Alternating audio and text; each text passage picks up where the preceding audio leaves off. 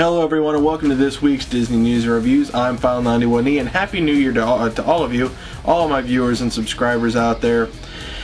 It's the first show of the new year obviously, and sorry for being a little bit late, but it's just been a hectic week. I had to get car work done. This is the only time this week that I would have been able to do it.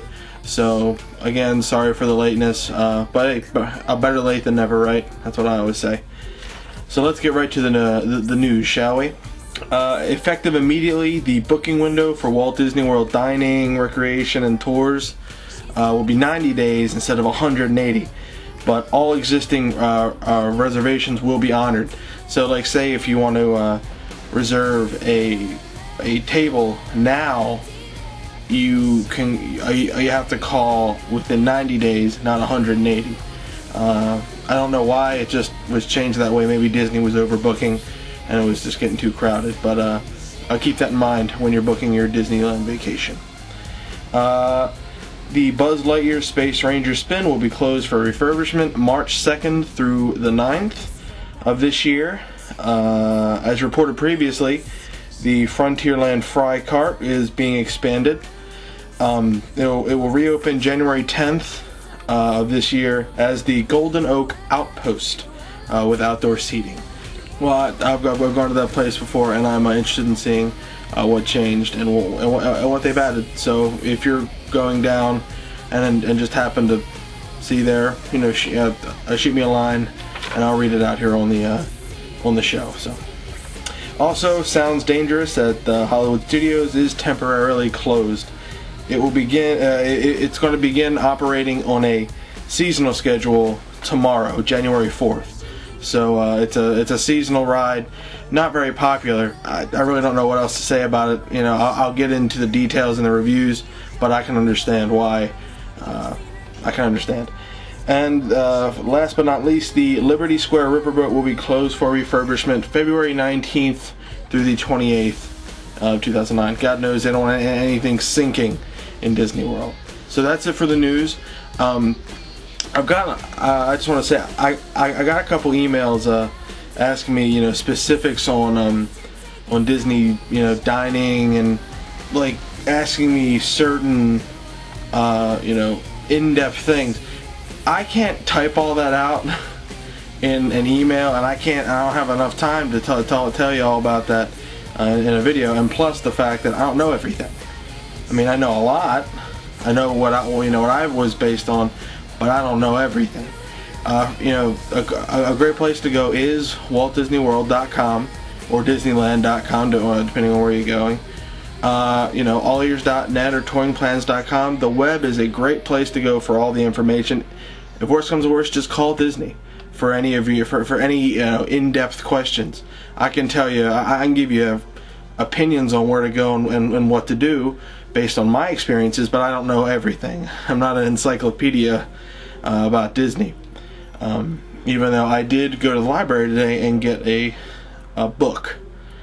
Actually, a couple books. Just wait one second, I'll get them for you. Okay, sorry, I had to decide to step away.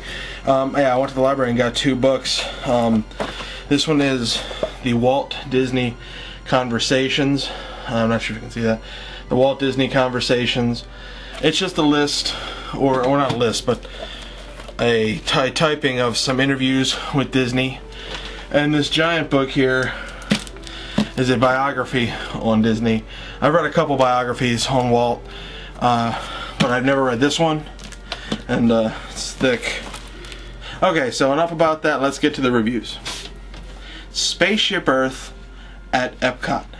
What they say Spaceship Earth is an educational dark ride through past, present, and future. It's a headliner. Go before 10 a.m. or after 4 p.m. And if the lines are long when you arrive, try again after 4. This is one of Epcot's best and not to be missed. I can't agree more with it. Spaceship Earth is the giant geodesic sphere that you see, the giant golf ball, to just the layperson out there. But there is a ride in it, and it's a continuously moving ride. The line is never usually that long. I've never experienced a long line. I've never experienced a wait over 30 minutes. But it does get busy at times, especially when people are just going in, or actually not really when people are going in, because they're usually going to either test track and mission space or soaring. But you know, just I've never seen it long.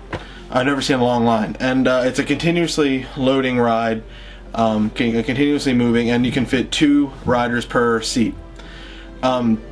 It's been narrated by a whole slew of different people: Walter Cronkite, Jeremy Irons, and most recently, right now, the last time I went, which was in April of '08. Now, April of '08. Judi Dench, Dame Judi Dench. See, there you go, Nate, my brother. Dame Judi Dench. It's the only thing he kept saying. In all respect to her. So, yeah, it's a great ride, and it takes you basically through the history of communication and, you know, speech and whatnot. You start out with cavemen and, you know, cavemen drawings, and then you go up into the Egyptians and the Greeks and their storytelling and whatnot, and then you see the Phoenicians, which, you know, they started the phonetic alphabet that we're all familiar with usually.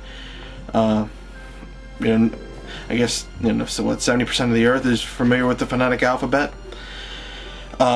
There's, you know, and then it goes up through, you know, you see the Renaissance, you see the monks, you know, who they hand wrote the Bibles, copies of the Bibles. A funny, interesting a bit of trivia: when you look at the monks now, their faces are actually reused from the Hall of Presidents. I think one of them is Woodrow Wilson, I think. That's what was a bit of Disney trivia I read.